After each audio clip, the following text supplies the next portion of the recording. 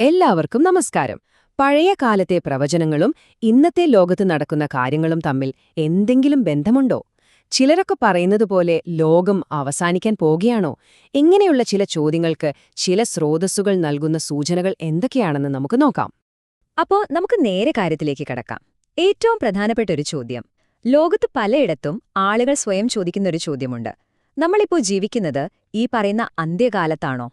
Okay, അപ്പൊ ഈ ചോദ്യത്തിനൊരു ഉത്തരം കണ്ടെത്താൻ നമ്മൾ 5 കാര്യങ്ങളാണ് നോക്കാൻ പോകുന്നത്. ഒരു പഴയ പ്രവചനത്തിൽ തുടങ്ങി ഇന്നത്തെ ലോകത്ത് പ്രതിസന്ധികൾ, യുദ്ധങ്ങൾ, സമൂഹത്തിന്റെ തകർച്ച, പിന്നെ ചില അവസാന പ്രവചനങ്ങൾ വരെ നമുക്കൊന്ന് വിശദമായി നോക്കാം. അപ്പൊ ശരി, നമുക്ക് ആദ്യത്തെ പോയിന്റിൽ നിന്ന് തന്നെ തുടങ്ങാം. എന്താണ് ഈ പറയുന്ന പുരാതന പ്രവചനം?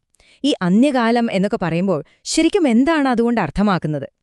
അതായത് എസ്കാറ്റോൺ എന്ന് പറയുന്നൊരു വാക്കുണ്ട്. ഇത് പല മതങ്ങളിലും കാണുന്ന ഒന്നാണ്. സംഭവം ഇത്രയുള്ളൂ: ചരിത്രത്തിന്റെ ഒരു അവസാന ഘട്ടം. ഈ സമയത്ത് ലോകത്ത് തിന്മ കൂടുമെന്നും അതിനുശേഷം ഒരു രക്ഷകൻ വരുമെന്നുമാണ് വിശ്വാസം. ഈ ഒരു ആശയമാണ് നമ്മളിവിടെ പറയുന്ന അന്ത്യകാലം എന്നതിന്റെയൊക്കെ ഒരു ബേസിക് ഐഡിയ. ഓക്കെ, ഇനി രണ്ടാമത്തെ സൂചനയിലേക്ക് കടക്കാം. നമ്മുടെ ലോകം ഒരു പ്രതിസന്ധിയിലാണോ എന്ന് പറയാം, അല്ലേ?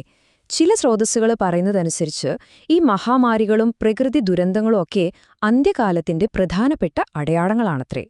ഇതിൽ ആദ്യത്തേത് പകർച്ചവ്യാധികളാണ്. ഉദാഹരണത്തിന് ബൈബിളിലെ ലൂക്കോസിന്റെ സുവിശേഷത്തിൽ പറയുന്നൊരു കാര്യമുണ്ട്: പല സ്ഥലങ്ങളിലും ക്ഷാമവും മഹാമാരികളും ഉണ്ടാകും, ഒപ്പം ഭയപ്പെടുത്തുന്ന സംഭവങ്ങളും ആകാശത്ത് വലിയ അടയാളങ്ങളും കാണപ്പെടുമെന്ന്.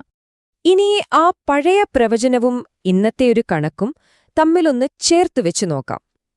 7 ദശലക്ഷത്തിൽ കൂടുതൽ, അതായത് 70 ലക്ഷത്തിലധികം ആളുകൾ.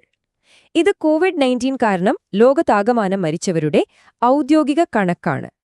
പക്ഷേ കഥ കോവിഡിൽ മാത്രം തീരുന്നില്ല. മറ്റു പല ആരോഗ്യ ഭീഷണികളും നമുക്ക് മുന്നിലുണ്ട്. ഡിസീസ് എക്സ് എന്ന് കേട്ടിട്ടുണ്ടോ? ലോകാരോഗ്യ സംഘടന ഭാവിയിൽ വരാൻ സാധ്യതയുള്ള ഒരു മഹാമാരിക്ക് നൽകിയിരിക്കുന്ന പേരാണത്. അതുകൂടാതെ പുതിയതരം പനികൾ, എബോള, സിക്ക, പക്ഷിപ്പനി, ഇതൊക്കെ ഇപ്പോഴും വലിയ ഭീഷണിയായിട്ട് നമ്മുടെ കൂടെയുണ്ട്. ഇനി നമുക്ക് പ്രകൃതി ദുരന്തങ്ങളുടെ കാര്യത്തിലേക്ക് വരാം. മുമ്പൊന്നും ഉണ്ടായിട്ടില്ലാത്ത തരത്തിലുള്ള വലിയ ദുരന്തങ്ങളെക്കുറിച്ച് പ്രവചനങ്ങളുണ്ട്. വെളിപാട് പുസ്തകത്തിൽ പറയുന്നൊരു വാചകം ശ്രദ്ധേയമാണ്: മനുഷ്യൻ ഭൂമിയിലുണ്ടായതിനു ശേഷം ഇതുവരെ ഉണ്ടാകാത്ത അത്ര വലിയൊരു ഭൂകമ്പമുണ്ടായി എന്ന്.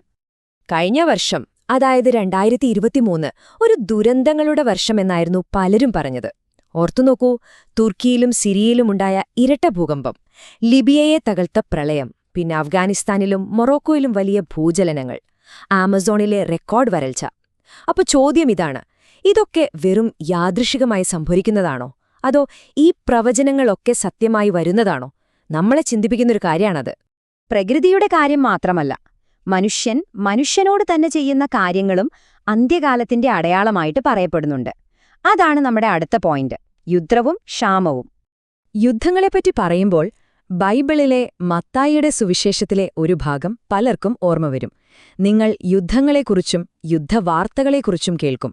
ഒരു ജനത മറ്റൊരു ജനതയ്ക്കെതിരെയും ഒരു രാജ്യം മറ്റൊരു രാജ്യത്തിനെതിരെയും എഴുന്നേൽക്കും എന്ന ആ പ്രവചനം. ഇനി നമ്മളൊന്ന് തിരിഞ്ഞു നോക്കിയാൽ 2011 അറബ് വസന്തം മുതൽ ലോകത്ത് സംഘർഷങ്ങൾ കൂടിക്കൂടി വരുന്നതായി കാണാം. ലിബിയയിലും സിറിയയിലും തുടങ്ങിയ പ്രശ്നങ്ങൾ, പിന്നെ എത്യോപ്യ, മ്യാൻമർ, ഉക്രൈൻ, ഇപ്പോഴിതാ സുഡാനിലും ഗാസയിലുമൊക്കെ എത്തി നിൽക്കുന്നു.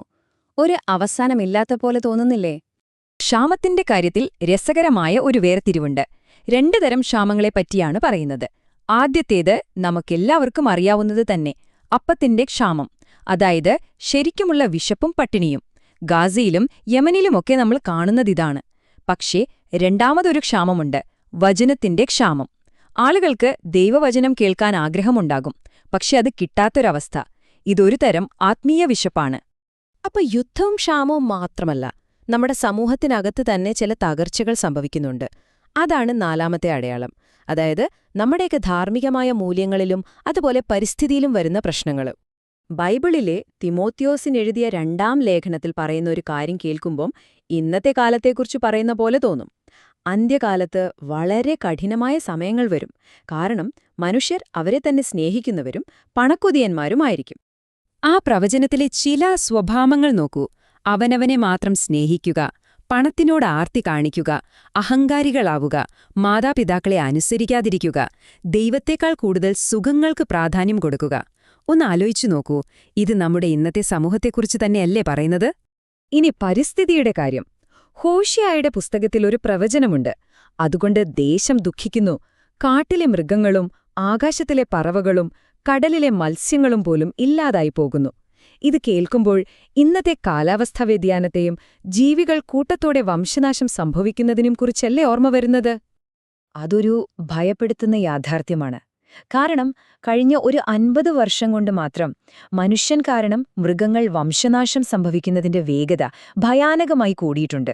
നമ്മുടെ ലോകത്തിന്റെ നിലനിൽപ്പിന് തന്നെ ഇതൊരു വലിയ ഭീഷണിയാണ്. അപ്പോ നമ്മൾ അവസാന ഭാഗത്തേക്കെത്തുകയാണ്. അന്തിമ പ്രവചനങ്ങൾ. ഇതുവരെ നമ്മൾ സംസാരിച്ചത് ലോകത്ത് നമുക്ക് കാണാൻ കഴിയുന്ന കാര്യങ്ങളെക്കുറിച്ചാണ്. ഇനി പറയാൻ പോകുന്നത് കുറച്ചുകൂടി ആത്മീയമായ ദൈവശാസ്ത്രപരമായ ചില കാര്യങ്ങളാണ്. ട്രിബ്യുലേഷൻ അഥവാ മഹാപീഡനം എന്നൊരു വാക്ക് കേട്ടിട്ടുണ്ടാകും. ലൂക്കോസിന്റെ സുവിശേഷത്തിൽ പറയുന്നത് പോലെ ദേശത്ത് വലിയ ഞെരുക്കവും ജനത്തിന്മേൽ കോപവും വരുന്ന ഒരു കാലം, അതായത് വലിയ ദുരിതങ്ങൾ നിറഞ്ഞ ഒരു കാലഘട്ടം. ഇവിടെയാണ് കാര്യങ്ങൾ കുറച്ചും കൂടി സങ്കീർണമാകുന്നത്. ചില സ്രോതസ്സുകൾ നൽകുന്ന ഒരു വ്യാഖ്യാനം വളരെ വ്യത്യസ്തമാണ്. യോഹന്നാന്റെ സുവിശേഷത്തിൽ കല്ലറകളിലുള്ളവർ ശബ്ദം കേട്ടു പുറത്തുവരും എന്ന് പറയുന്നുണ്ടല്ലോ. ഇതിനെ അവർ കാണുന്നത് മരിച്ചവർ ശവക്കല്ലറയിൽ നിന്ന് എഴുന്നേറ്റു വരുന്നതായിട്ടല്ല, പകരം അവരുടെ ആത്മാക്കൾ പുതിയ ശരീരമെടുത്ത് വീണ്ടും ജനിക്കുന്നു എന്നാണ്. ഇത് പുനർജന്മം എന്ന ആശയത്തോട് വളരെ അടുത്തു നിൽക്കുന്ന ഒന്നാണ്.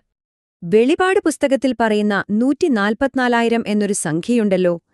ഈ വ്യാഖ്യാനമനുസരിച്ച് അത് പുനർജന്മത്തിലൂടെ ഇന്ന് നമ്മുടെ ലോകത്ത് ജീവിക്കുന്ന പ്രവാചകന്മാരുടെയും പുണ്യാത്മാക്കളുടെയും എണ്ണമാണ്. അപ്പോ അവസാനം നമ്മൾ എത്തുന്നത് ഈയൊരു ചോദ്യത്തിലാണ്. ഈ കാണുന്ന സംഭവങ്ങളും പഴയ പ്രവചനങ്ങളും തമ്മിൽ ശരിക്കും ബന്ധമുണ്ടോ? ഇതൊക്കെ പ്രവചനങ്ങൾ സത്യമാവുന്നതിന്റെ തെളിവാണോ? അതോ ലോകത്തിങ്ങനെയൊക്കെ പ്രശ്നങ്ങൾ ഉണ്ടാകുമ്പോൾ മനുഷ്യൻ അതിലൊരു അർത്ഥം കണ്ടെത്താൻ ശ്രമിക്കുന്നതാണോ? ഇതിന്റെ ഉത്തരം കണ്ടെത്തേണ്ടത് നമ്മൾ ഓരോരുത്തരുമാണ്.